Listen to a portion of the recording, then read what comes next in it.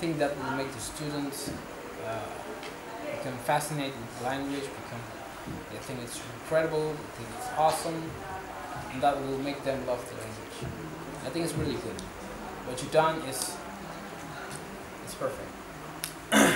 But because yes, because we are human, right? We need to feel like that when we speak any language, yes, like Arabic language. that is so true. That is so true. So how can we get a good pronunciation? Of course, by hearing the native speaker speaks, right? If you want to learn, how they speak the English language, you have to learn the native speaker. Watch and hear how they speak. Watch and hear how they pronounce words.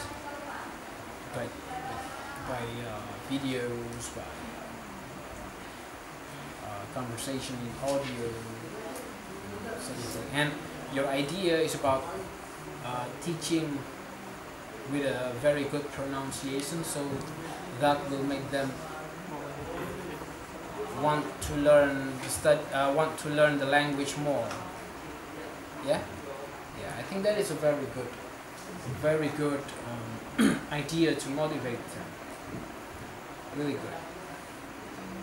I want you guys to have the same have the same ideas. I want you guys have the same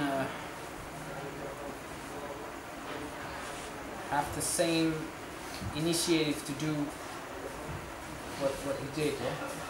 I want you guys to pay attention more on how to motivate them to learn English, because learning is easy. Learning is easy. But to keep learning is hard. Right? Learning is easy, but to keep learning is hard. There's a true story. Yeah. I want to tell you a true story about a person who in America, yeah, at the time they were the gold rush time. Do you know gold rush? Gold rush times in America, in Texas or Kansas, I don't know. In 1900, I think there's a moment that they call a gold rush. Gold rush means in Indonesia the mass, because people were looking for gold and they find a lot of gold in the river, in the mountains, in the caves. Yeah? They found a lot of gold and they sell it and they become a millionaire. Those times there are gold rush times. And there is one person, I forgot the name, yeah. There's one person, he go to Texas or Kansas, yeah. He go to find some gold. So he sell all of his possession, and he also borrow money from people, yeah? And he bought, and the money that he collects, he bought the money for tools to dig the gold. And he went there and he went digging the gold. He found a chunk of gold, yeah. Not much, yeah, but enough gold. And then he collects it, and then he sell it, and then he pay back his debt with that money, debt, utang, with the money that he got from the gold. And after that, he went back and dig again. He kept digging and digging and digging and digging and digging, but he did not find any gold. At first, he found gold in the surface. He found gold. This is a true story. He found gold at the surface, yeah. But after he sell it and he paid back his debt, yeah, he come back and keep digging again. He didn't find any gold. He kept digging and digging and digging and digging, but he did not find any gold. And then he gave up. Okay, gave up. There's no gold in here. Let's go home. So he collect his tools, his digging tools, and then he sell it to one person. This one person, okay, I'll buy your tools. Okay, here goes your tools. Here goes my tools. I sell it very cheap. You can have it. And then he went home, failing to find gold. And then after that,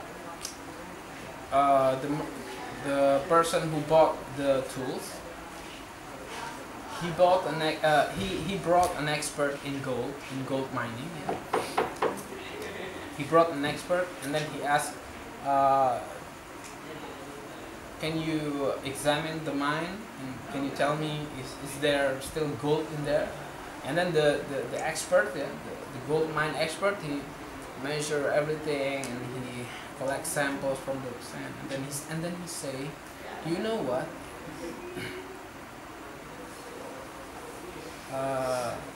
The gold, there is a gold in here, and you only need to dig this much. This much. And then he dig a little bit and he found gold that is more larger than the one that in the surface. And the person who bought the tools became a millionaire. This is true story. He became a millionaire. And the person who dig the first time, he hears that the person who bought his tools and then dig in his place become a millionaire. Do you know how that feels? Right,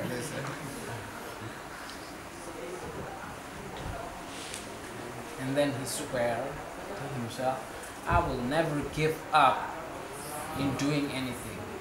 I will never give myself up to any obstacles again, ever again. This much to gold. Only this much. Only by this much. If he keep digging one more time, he will get the gold. He will become successful. But he did not. He just gave up. Just by this much. This much. And then the guy, the one who gives up, yeah, the one who gives up, he swear, he promised that I will never give up again. He became insurance sales. He sells insurance. Do you know? Menjual asuransi. Sells insurance. Insurance policy. He sells insurance policy. Do you want insurance policy? No. Thank you. Do you know if someone offer you insurance policy, you will, I don't need insurance. I don't need insurance. But he learned. But the one who sells the insurance, yeah, he learned a lesson that I will never give up. No, I don't buy your insurance. Come on, it's really good. You need it. And then he became the biggest insurance sales on that time, and he also became a millionaire by selling insurance. He became a millionaire. And then someone asked him, when you sell insurance, do people reject you? Do people reject you when you sell insurance? Do people reject you, or do they buy? And then he said back, do you know 90% of my income, yeah, it came from the people who say no. Only 10% from the people who say yes. Yes, I will buy your insurance. But 90% of his income came from the people who say no, I will not buy your insurance. So never give up, because success is success always disguised as a failure. So when you feel like you're down, it means the success is very near. When you feel like you're in the lowest point of your life, it means that the success will come after this. Everything, you know, I read that book, yeah, the book about the motivation. The true story that the people say over there is always, the success always comes after failure. But remember, there's a saying,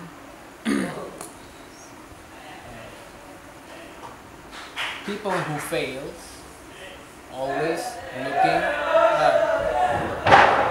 People who is succeed, who is in success, when there is a problem, they will always look for solution. But people who fail, when there is a problem, they always look for reason. Okay? So this is very dangerous. Never look for reason when you fail. Oh, I don't study last night. I don't study last night. That's why I failed.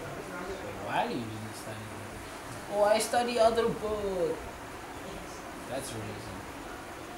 I was not feeling well. That's the reason. That's not the solution. That's the reason. Oh, my brain is only 2 gigs, not 6 gigs. That is the reason, not a solution. So always find a solution. Success people always look for solution, while failure, people who fail always look for yes, reason. Okay, I want you to remember that. Okay, this is very important. This is very important because I met a lot of people who always blame on everything but himself. Well, this is because the teacher is not very smart. Or this is because my friends doesn't give me pointers. So I want you not to blame on anything but yourself. Maybe I wasn't trying really hard. Maybe I was not good enough. Maybe I need to study more. So do not blame on anyone else, but blame yourself first. Because it's a disease. It's a disease. Blaming on other people, it's a disease. It's a disease that can eat you from inside. You will become not a good person. Okay? I think it's enough for me for tonight.